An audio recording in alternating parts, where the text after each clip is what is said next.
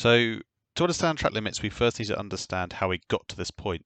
So, in the early 2000s, the FIA, who governed car racing, got together with the FIM, who look after motorcycle racing, to decide some key regulations for circuits.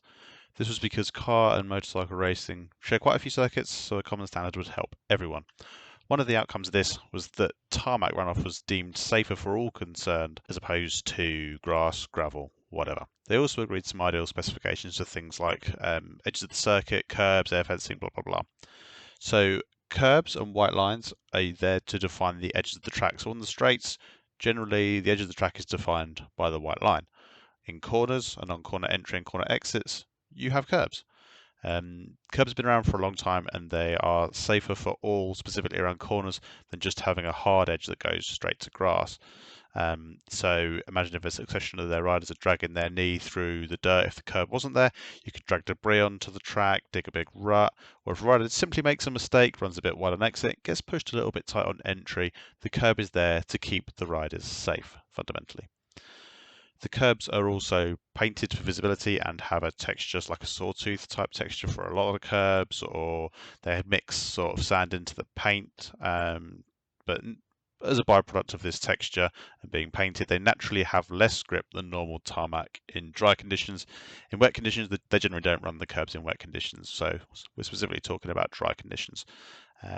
But because the curbs in dry conditions generally have a little bit less grip than the tarmac, the curb usage polices itself, especially if running the curb is slower than using the tarmac, the riders won't use it. It's also worth noting that not all curbs at all circuits are the same. Although there is a specification for curbs in the FIM standards for circuits, they're treated as best practice rather than an absolute, and circuits can still be homologated to host a MotoGP event, even if their curbs don't exactly match the required standard. This is why we see a variation in curbs across different tracks, like the really high one at Catalonia that everyone gets their shoulders down on. We see those really cool photos, or you see lower ones or ones that are wider at places like Assen where they have real wide low curbs. Certain corners, certain circuits, they'll always vary. The problem is when you combine curbs with the now more popular tarmac runoff, it encourages riders to look for time by extending the entry or exit of a corner in order to gain speed. This is especially prevalent on corner exits. So this led to the FIM introducing green painted areas outside of curbs and white lines or other track limits. The idea being that you hit the green painted area, and you've exceeded track limits, and then depending on the series, a warning or penalty can be applied, but having this green painted area is a lot safer than having grass or dirt. Track limits isn't something exclusive to new circuits. We also see corners change as circuits are updated. So we can see the foggy S's at Donington Park has changed drastically throughout the circuit's life. So if we look at some images here, so this is the foggy S's in 1988, and as you can see, there's almost like a block paving type risen curb. Happens to be a small crash going on in the background, but there's like a risen curb with block paving on it. This is 1988. This is the 500GP, MotoGP as we call it now, but this was 500GP racing then. And you can also see the slightly more lax approach to health and safety in general, showing that this was the 80s. This is 2015, I believe. 2014, sorry. This one with James Ellison on a British Superbike is 2014. And as you can see, we have the more common wide, flat, sawtooth curbs, but the grass and the gravel comes right to the edge of that curb. So if there is a rider that runs on through the chicane, they drag gravel onto the circuit. If there's someone that ends up cutting this and dropping off of the curb, they're either going to drag debris onto the track, they're going to potentially have a moment or a crash and come back across the circuit. So you can see how this is not ideal and not particularly safe, in inverted commas. Next, we move on to 2015, and this is the year where we can see that the green painted areas were added on the inside of the curb. So we've still got the same blue curbing. It's still very, very wide and still very, very low here now. It never used to be this low. Obviously, it was risen in the earlier photo that we saw, but you can see where the curb levels drop lower. But now you have the green painted area on the inside of the curb, helping to mitigate against that debris being dragged onto the track and giving the riders somewhere to go. And in this instance, where I think it's Johnny Ray, pretty sure it's Johnny Ray, he's lost the front on the first phase of the chicane. His bike's gone through an area that was formerly covered in grass and gravel, so In this instance, his bike's just gone over a green painted area. It's come to no harm. Marshall's going to pick it up, get it out of the way. Track isn't compromised. If it was grass and gravel, as the bike tumbles through, it's going to pick up a load of grass and rubbish and gravel and pull that onto the circuit. And I also have another example image here from the same angle, where you can see there's a nice big divot. This is a couple of years earlier. Again, more super bikes. You can see there's a nice big divot on the inside here where someone's gone through and ripped up a load of grass and thrown it over the circuit. You can also see when we go to the next picture, which is 2022, I want to say. World Superbikes, again, red curbs now, so a slightly different profile on these red curbs, a little bit higher up, a little bit flatter on the first start of the corner entry, and there's an increased green in the green painted area as well. They've put a green painted area on the first phase of the chicane, which wasn't there in the 2015 photos. And then on the exit, the green painted area's got even bigger again, with gravel off to the inside, and you can see they've also pushed the fencing back, so the crowd is further away than they were before as well. Foggy S's in particular seems to suffer with, like I say, grass, gravel, debris getting dragged onto the circuit. Even to this day, even now with all the changes they've made, it's still bad with it. There's normally a guy there with a leaf blower to try and clear it after the first lap through.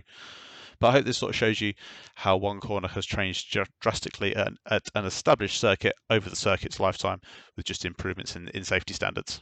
Sometimes they can make or break a rider's result depending on the series. If they exceed track limits, they may get a long lap penalty, just a time penalty, drop a position. It all varies. This is how MotoGP is currently enforcing track limits in 2024. So during free practice, practice or qualifying, if you exceed track limits, you lose your lap time. That lap is deemed to be invalid. During races, obviously the riders are classified by the order they finish rather than lap times. So although laps are cancelled, penalties need to be imposed that affect the finishing order. So in the MotoGP sprint race, if a rider goes into a green area 3 times, they get a long lap penalty. However, if it's within the last couple of laps of the sprint race, then they'll get a time penalty instead, because there isn't time for them to acknowledge the long lap penalty. So they get a time penalty instead, which is added to their finishing times. But other series are free to do and enforce track limits in their own particular way that they see fit.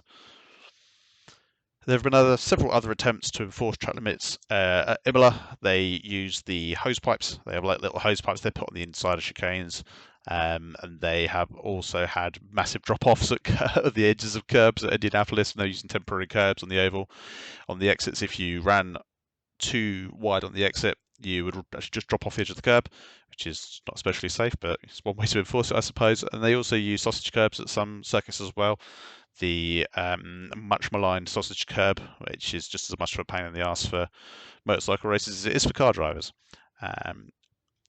In MotoGP in 2021, they introduced a pressure system, meaning that even if one wheel hits this pressure sensor, the rider is automatically notified that they've exceeded track limits. In the areas where the sensors are not possible, the camera system is still used in MotoGP, and most series now tend to lean towards a camera system to physically catch people exceeding track limits. They put them in areas where they know riders are likely to exceed track limits. A lot of the series are run by ex-riders. A lot of ex-riders are on the safety commission, so they know the crack, really. But riders nowadays are running curbs more and more just as a way to gain time. And they need to figure out which curbs they can run and gain time safely and which are not worth gaining time or are just too dangerous to gain time. And this is where the track walk normally on a Thursday is invaluable to look at the circuit, see which curbs you think you can run, see which ones you can't, see which things have changed, because let's not forget the circuits change year by year, so things may have changed since the last time that a rider's been there. But if we're saying that riders are running curbs to gain speed, what else can they gain as well? So if you're able to open up the corner, specifically on exit, you gain exit speed, of course, but it might not also just be about exit speed, especially in a race, and especially with modern tyres that tend to drop off more quickly. They tend not to be as durable, which is something that manufacturers have been encouraged to do, the tyre manufacturers have been encouraged to do to give good racing. But it means that if your exit is wider, you can be more upright, you can use more throttle to gain speed, or you can use the same amount of throttle and save the tyre. So if you open the exit up, but use the same amount of throttle as if you were on a tighter exit, you can look after that tyre a bit better and then have more tyre left compared to your rivals at the end of a race. And that can make a massive difference. In conclusion, riders are always going to take a mile if they're given an inch. Let me know your thoughts in the comments down below. Let me know if you like this kind of stuff by hitting the like button, and subscribe if you want to see more of this kind of content.